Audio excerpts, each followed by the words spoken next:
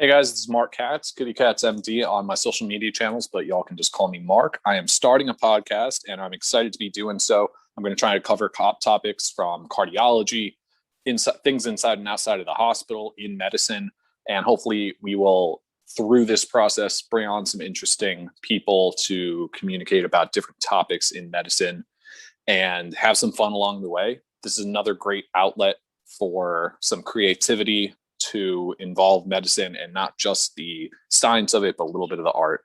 And in this first episode, I'm just going to introduce you guys to who I am. If y'all don't already know everything about me on my social media channels, I'm on Twitter, Instagram, TikTok now, and my blog, mykittycats.com.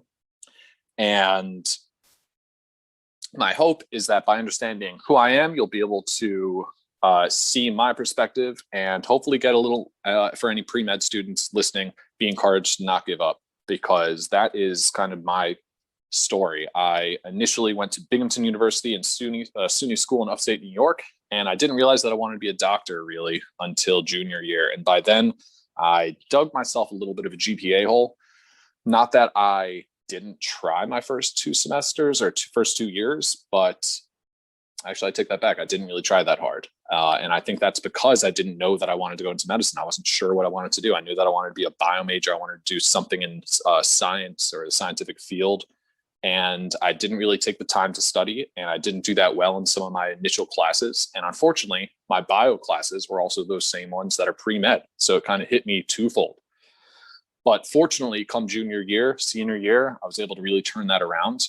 But by that time, I already had kind of overall, when I was graduating or even applying to med school, I had a below average GPA compared to other pre-meds who, when you talk to any of these modern day pre-meds or any of your classmates, they all got 4.0s or 3.8s. I mean, they're really great students. And I eventually became one of those, but for 2 years, I wasn't quite there. So I was going in an uphill battle. On top of that, my MCAT was average, actually below average. I think the average admitting med student MCAT was like a 32, and I got a 29. It was an okay grade for the MCAT, but given that I had a below average GPA, really not a stellar start to my overall application. I applied to 27 med schools. That includes stateside MD and DO programs. Didn't get into a single one. And thankfully, I applied to 2 Caribbean med schools, St. George's and Ross University.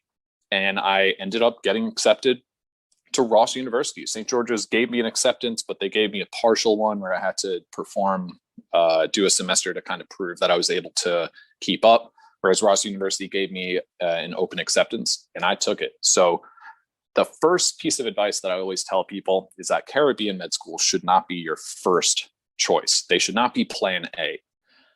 The reason I went to a Caribbean med school was because I didn't want to wait. I knew that I wanted to go to med school. I finally had clarity in my life and my long-term career goals. And I didn't want to wait another year to do a post-bac, do research, get some more life experience, increase the strength of my application, and reapply. I didn't want to wait that long.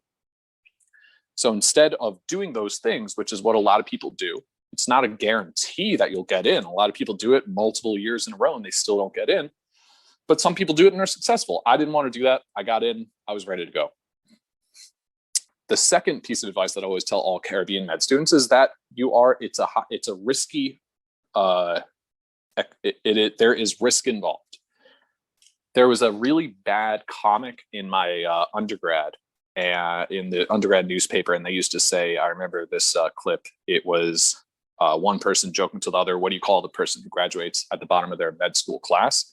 And in the comic, the answer was doctor. But in real life, that answer could be unemployed, because getting into med school is an incredibly difficult feat. And if you do get in, that is a huge congratulations. You really earned it and you deserve to celebrate. But really, the hard work only starts when you get into med school, because if you graduate med school and don't earn a residency position, you are a doctor in everything but practice. You will only be a doctor in name.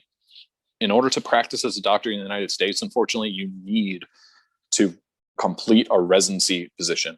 And going to a Caribbean med school simply increases the difficulty of obtaining a residency position. Don't get me wrong, I did it. I'm very successful, and I'm now going a cardiology fellow, and I'm going to one day be a cardiologist. And there are countless other Caribbean graduates who have done so. However, there are certain programs that don't look at Caribbean graduates, and there are certain specialties that it is far more difficult to get into as a Caribbean grad. That being said, if you know all those things and you think that it's right for you, go ahead and apply. So for anyone who might not be a stellar student and you think that you might not get into med school, just have some faith in yourself, keep working, keep trying, and hopefully it'll all work out. Just know that the hard work doesn't end when you get into med school. That's when it really starts. And I hate to be the bearer of bad news, that the hard work really starts when you get to med school. You have to sacrifice a whole lot of your time. I missed a whole lot of birthdays, anniversaries. I was down in the Caribbean island of Dominica at Ross University. They're now in Barbados, but you're down on the island studying every day, all day, and all your friends are in some city with a job, living their lives. So it can be very isolating, but if there are people that helped you get into med school, whether it's friends and family, stay in touch with them, keep that support system, and continue to expand that support system, because whoever helped you get to that point is going to be really integral in your success through med school. So the two things that if you want to take from this episode is, one, work hard. And if you want to apply to a Caribbean med school, people succeed from it. I know I did, but you have to know that there are risks with going to a Caribbean med school, specifically that you have a higher chance of not matching into a residency position compared to your USMD and DO counterparts.